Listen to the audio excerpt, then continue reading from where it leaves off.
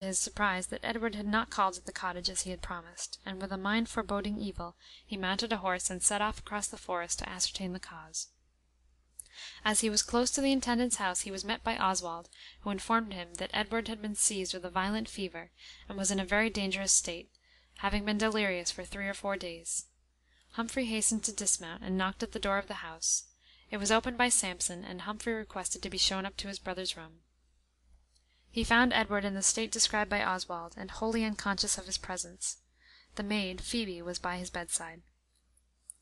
"You may leave," said Humphrey, rather abruptly. "I am his brother." Phoebe retired, and Humphrey was alone with his brother.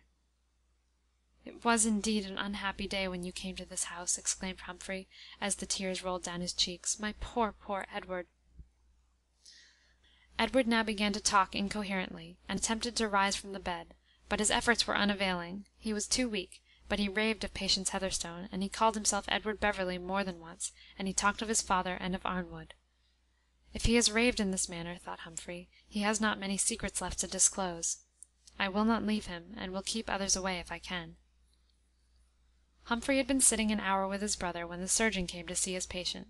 He felt his pulse, and asked Humphrey if he was nursing him.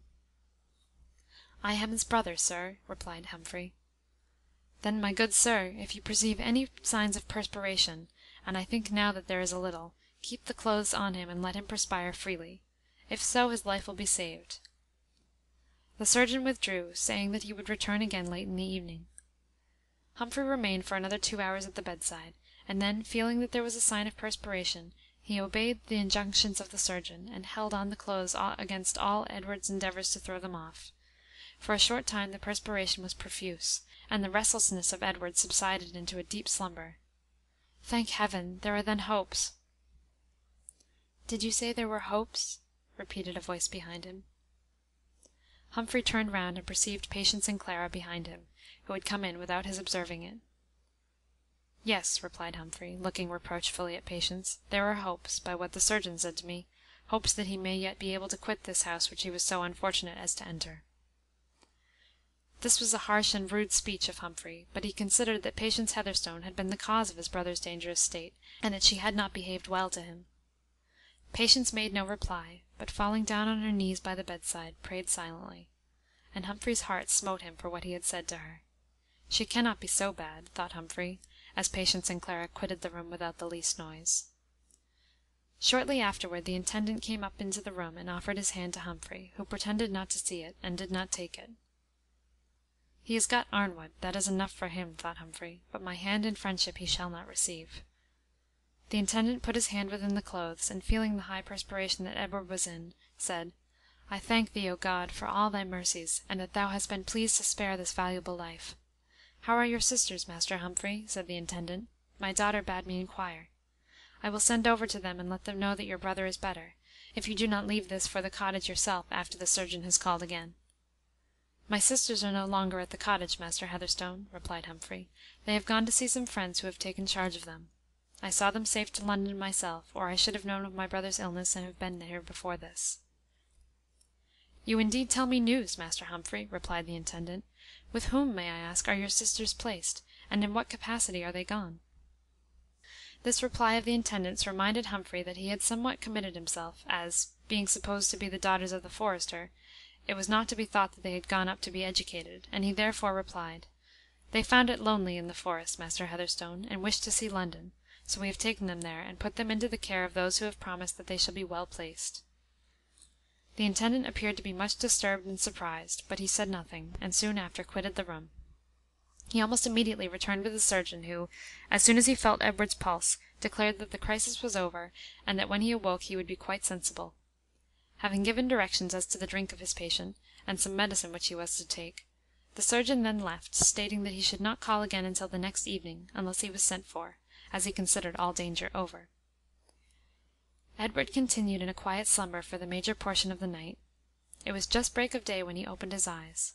Humphrey offered him some drink, which Edward took greedily, and seeing Humphrey, said, "Oh, Humphrey, I had quite forgotten where I was. I'm so sleepy." And with these words his head fell on the pillow, and he was again asleep. When it was broad daylight, Oswald came into the room. "Master Humphrey, they say that all danger is over now, but that you have remained here all night. I will relieve you now, if you will let me. Go and take a walk in the fresh air. It will revive you." "I will, Oswald, and many thanks. My brother has woke up once, and I thank God is quite sensible. He will know you when he wakes again, and then do you send for me." Humphrey left the room, and was glad, after a night of close confinement in the sick room, to feel the cool morning air fanning his cheeks. He had not been long out of the house before he perceived Clara coming toward him. "How do you do, Humphrey?" said Clara, "and how is your brother this morning?" "He is better, Clara, and I hope now out of danger." "But, Humphrey," continued Clara, "when we came into the room last night, what made you say what you did?" "I do not recollect that I said anything." "Yes, you did. You said that there were now hopes that your brother would be able soon to quit this house which he had been so unfortunate as to enter. Do you recollect?" "I may have said so, Clara," replied Humphrey. "It was only speaking my thoughts aloud." "But why do you think so, Humphrey? Why has Edward been unfortunate in entering this house? That is what I want to know. Patience cried so much after she left the room because you said that. Why did you say so? You did not think so a short time ago." "No, my dear Clara, I did not, but I do now, and I cannot give you my reasons, so you must say no more about it." Clara was silent for a time, and then said, "Patience tells me that your sisters have gone away from the cottage. You told her father so." "It is very true, they have gone." "But why have they gone? What have they gone for? Who is to look after the cows and goats and poultry?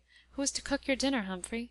What can you do without them? And why did you send them away without letting me or Patience know that they were going, so that at the least we might have bid them farewell?"